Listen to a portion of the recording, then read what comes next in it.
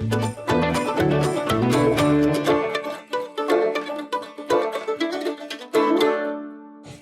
Mama House here. Gonna do some bone broth today in the pressure canner.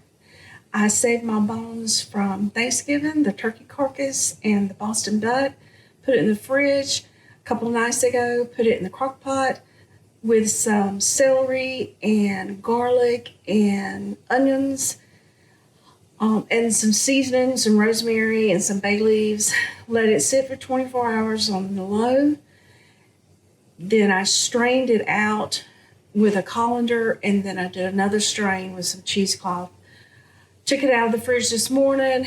I skimmed off that fat because I don't want it in there. And today I'm going to pressure can it. So come along with me and let's get this bone broth canned. First, you want to sterilize your jars and keep them warm. And then take your warm broth and ladle them into your jars, leaving at least a 1-inch headspace. Be sure to clean off the rims of the jars so you can ensure a good seal. Then place your bands and lids on, and don't over tight, just tighten them finger tight. Once you have those tightened, place them in your pressure canner. It's good to go ahead and get your water going. Use a jar lifter so you don't burn yourself. Once you get these in the canner, place your lid on and turn your heat up. You want to let it steam for 10 minutes before you put the weight on the canner.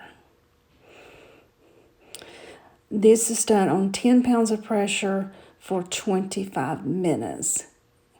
Once your timer goes off, let it go all the way down to 0. Remove your weight. Be careful taking the lid off. Turn it away from you so that steam doesn't come up.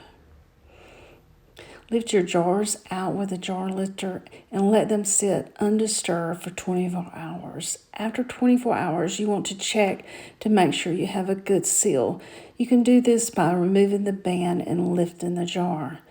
Last step is very important. Always label your canned goods and store. And here you can see I store all mine above my top kitchen cabinet.